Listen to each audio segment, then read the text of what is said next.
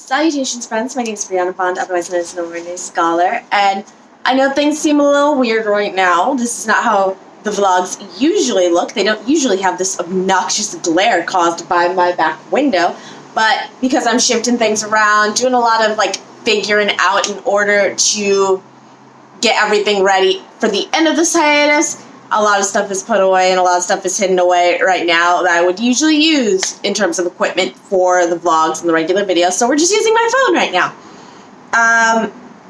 So for this vlog, it's going to be a little weird because I don't want to give away too much, even though I've probably told you everything I'm already going to do outside of the book. The book I've been pretty tight-lipped about, but I don't want to give away too much information. I don't want to give away too many spoilers for what's to come in terms of an Ordinary Scholar. But I still, of course, want to check in with you guys, say hi, and have a little bit of a discussion. And it's also in terms of things I did in the past. It, again, is really more of a progress building. I'm taking small steps that are really hard to describe. I've rewritten a bunch of scenes for the book I'm currently writing, getting ready to clean up and get ready for publishing. That doesn't really sound like much, but it is a lot. It's a lot of progress doing it. So instead of the usual previously on No Ordinary Scholar bit that I usually do here, we are actually going to go down. I'm going to give you 10 videos that I 100% think you guys definitely need to check out while we're on this hiatus from over here. These are some of my favorite videos from either the real world plot holes or in between the lines that either were my heart is set on some of these theories, or it was just so much fun to create, so much fun to think about were some of these. So starting with Between the Lines. Actually, I'll start with real world plot holes because Between the Lines ones, the real world plot hole ones are a little bit more serious, a little bit, yeah, because that's a word, because that means something to you. So yeah, we're going to start with those. So from the real world plot hole ones, number 5 is Let's Talk About the Beyonce Homecoming. This one is on here. This is actually really one of the first times I kind of dig into race when I'm discussing anything on this channel. Usually it is centered around literature or books or something that is bouncing off of some other literature-based thing. But this one is more of, I saw Beyonce's performance, and then I saw, actually it's talking more about what it means to have seen Taylor Swift's, I think, VMA performance that kind of sort of mimics the massive drumline thing, which Taylor Swift hadn't done before, no one else was doing it at any time. It really does reflect back onto the Beyonce show, and at the time it was coming out just after Beyonce put out the Homecoming movie on Netflix that discusses all of the racial pride that goes into her show. And so I talk about what seeing Taylor Swift's rendition of it meant to me and how the problems that can arise just from that performance. I loved it. I felt really connected with that. That was a lot of fun to do. The next one is hashtag 19 and proud, number 4. So this one's on here because it does deal with an issue that I feel a lot of people tend to glaze over. It's the issue of people looking down on the young, thinking that you're young and therefore you are ignorant, therefore you do not know what you're talking about. And I really get into how that's absolute fucking bullshit. Don't care about the language. That's garbage. My age does not mean anything. Just because you're old doesn't mean you're smart, doesn't mean you know what you're talking about. And I especially get heated about the fact that this is being weaponized in politics, because you do see people who are young people who are standing up against the school shootings, requesting legislation because they don't want to die is basically what they're doing. And you see these legislators saying, oh, they're just young people being entitled. They should take care of the situation themselves instead of asking us to do it. And I just talk about how garbage that is, how trash that is, because it is. I still think it's absolutely ridiculous. And I think there's like a trend where you grow up and therefore it's like a paying your dues situation. No, I'm not in school anymore. Does not mean I'm going to turn my back on these children that are scared for their lives and putting forth the effort to get the help that they need to stop this. I'm not going to turn my back on them. So that, see, I get so heated in these things. It's so much fun. I love this channel. I love everything about No Ordinary Scholar so much. It means so much to me getting to share all of this with someone instead of just ranting to my cats. But anyway, number 3, the reality of therapy. This one, I feel, obviously a controversial one, but the issue I'm addressing with this is the idea that everyone seems to think, I don't think a lot of people within the health, maybe not a lot of people within the actual health field, mental health field, think this, but people around someone who might be struggling with a mental health issue tend to lean on therapy as a crutch. Like therapy is the only thing they know how to say in this type of situation. There's like a copter or something flying over. I'm not sure if you can hear it, but I can hear it. It's distracting. But a lot of people tend to be like, oh, you're having a problem? Go to a therapist. Oh, like your depression's acting up? Go to a therapist. You're like crying all the time? Take some pills. And some. I first of all talk about how all of those concepts actually tend to negatively affect myself, and therefore I take the assumption that because I am obviously most likely not the only person in the world like me, I've also had like response from people based on especially my poetry book responding that like they relate to these ideas. So I wanted to talk about how that's not necessarily the case. Therapy is not necessarily going to help. It's not necessarily going to fix everything. I definitely do think therapy is an avenue that should be exhausted. You should definitely make the attempt to check it out to see if there is something that could help you. But I don't think you should be forced to continue going on to therapy if there is an issue with it, if it is causing more problems than it's solving. And this also brings up the biggest issue I have. People are like, well, with therapy, things get worse before it gets better, but sometimes it's just a shitty therapist. Sometimes this is not what's supposed to be going on. And people also lean on that whenever you say it's not helping or it's causing more problems. I really just think that, I really just say this because, God, lights, because I do think we should treat people as if they can understand when they are in pain and when they are not in pain. I think we should be able to treat, just because I'm mentally ill does not mean I don't understand anything about what I'm feeling, and doesn't mean I don't have any idea about what I need. Because sometimes I just really need a big hug, and that helps so much. I don't need to go to a therapist. I'm so lonely, is what I talk about. I'm so lonely, and so a hug helps more than going to someone who's only around because I'm paying them. And that's stuff I'm talking about. It is really personal to me because I hate seeing people being ignored, when they're talking about how their issues are not being helped, how they're being triggered even more than they really should be. And I would appreciate if people were more open to listening to that kind of dialogue when talking to someone who's experiencing some mental issues. Okay, that was number 3. Number 2 is why people are too sensitive. Now this video, I don't think this video got enough love. Mostly my fault, because I realized I was going through and I was editing some stuff on my YouTube studio, and I realized I spelled half the tags wrong because spelling is not my strong suit. But I don't think this got enough love. I don't think this got the love that it deserved. This one is essentially talking about how if you think people are too sensitive, it's because you're ignorant and you have not gained the ability to realize that not everyone has your experience. And so that doesn't mean that, and so just because you didn't have a hard side effect or a bad side effect from something doesn't mean no one in the world ever has. I know, like, that kind of sounds weird coming from someone who's like, think about therapy, but I'm saying about, like, the last one I was just talking about, I'm not saying no one should ever use therapy. I'm saying, hey, if therapy's really not working out for you, don't force yourself through it. Don't make yourself worse because some random person in your family said that's the only thing that can fix you. Don't, like, you know what you're doing. You can feel that. Damn, it's been 10 minutes already. But you can feel that. Okay.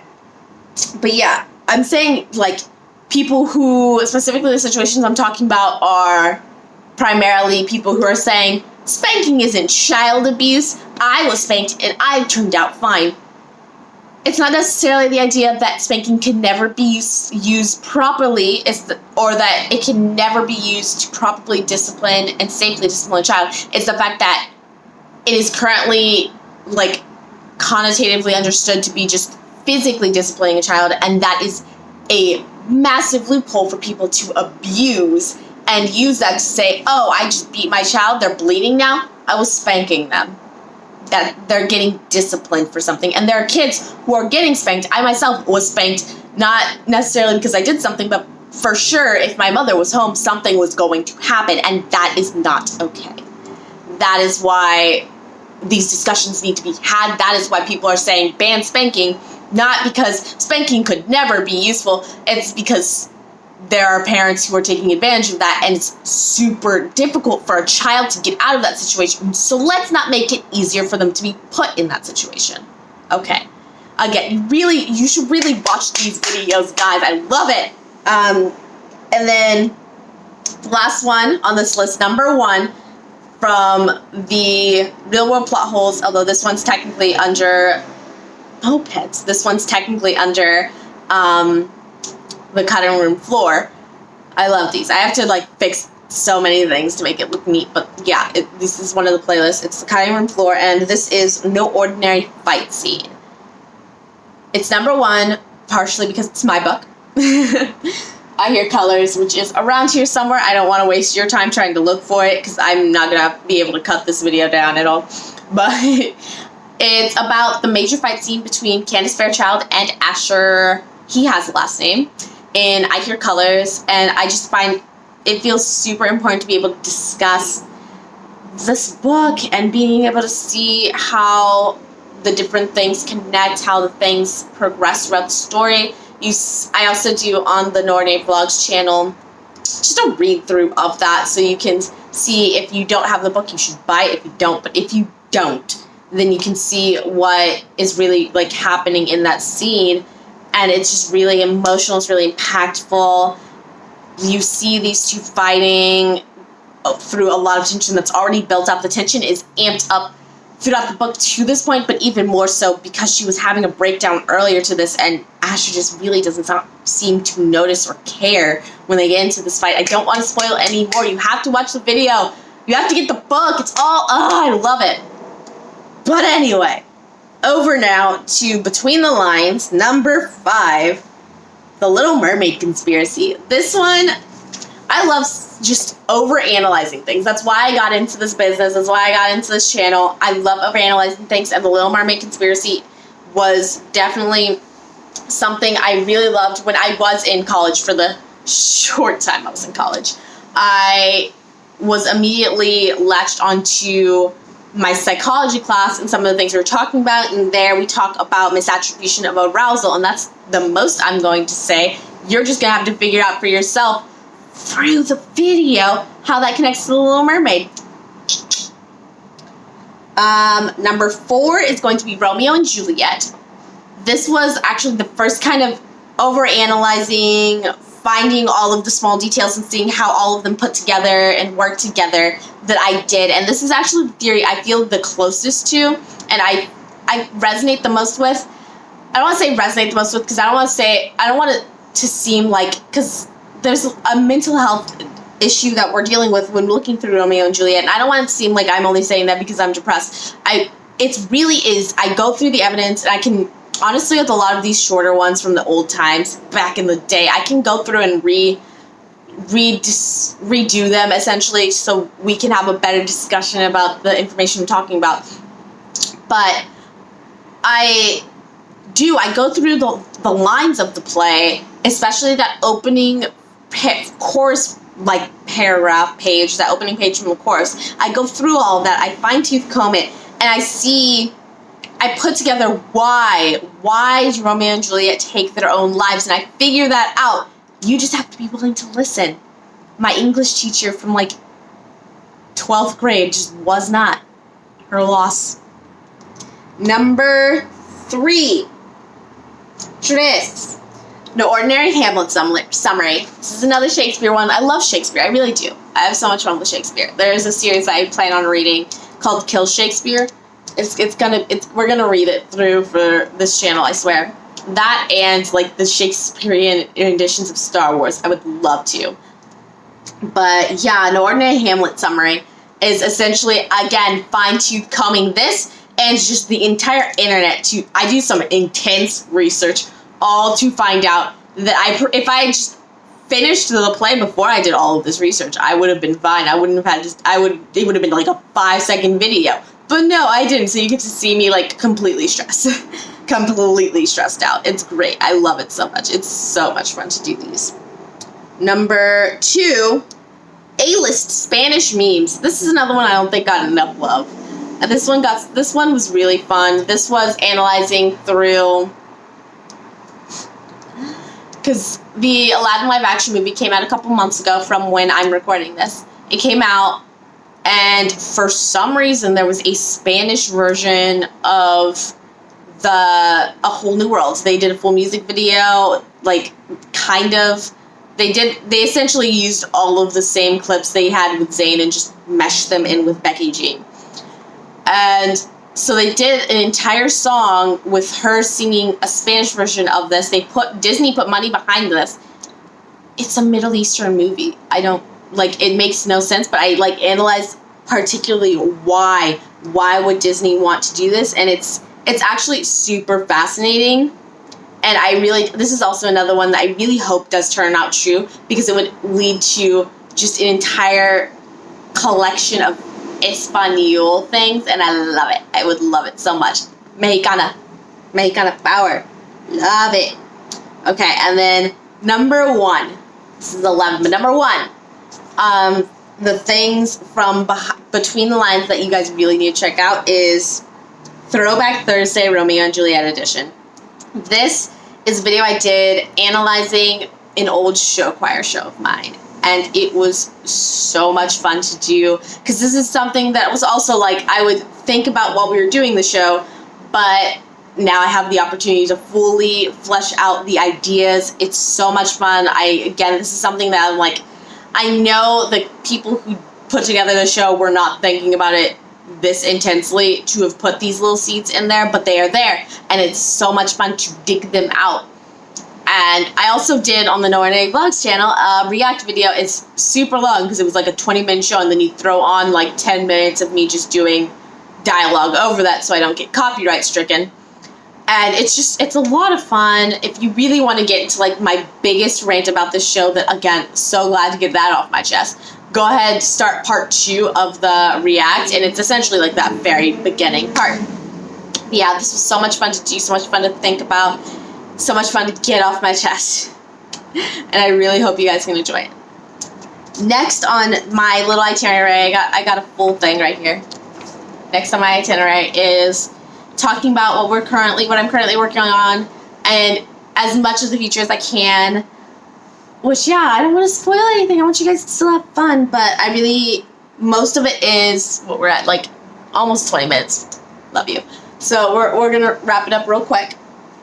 What I am working on is my desk side minis, where I'm essentially just talking through each chapter or so of a book, whatever book I'm reading at the time. Right now I am doing I, Robot by Isaac Asimov, which you can find all of these videos for this on my IGTV channel. Link is going to be down below, and in fact I'm actually going to be recording one of these videos immediately after this is done. Cool. It's been fun. So yeah, those have been fun to do. I've been getting a lot of people liking them, a lot of good reactions about them, and I'm only just now going to be doing the 3rd chapter today. So that's good. That makes me feel super happy. And as well, I'm going to be working on writing books for this new series. It's been a long, rough journey. I'm editing one, I'm writing another, because I'm decently into the series writing wise. I just have to edit everything, which I've not been keeping up with. And lastly, I am doing a lot of reformatting, so there's going to be a new intro, there's going to be an end screen for the channel, there's going to be a lot of stuff going on. I'm super excited. I'm super excited for you guys to share this journey with me. So please do not stress, do not freak out, and bail on my poor channel. I will be here. I will be back in September. But until next time, valedictions, friends.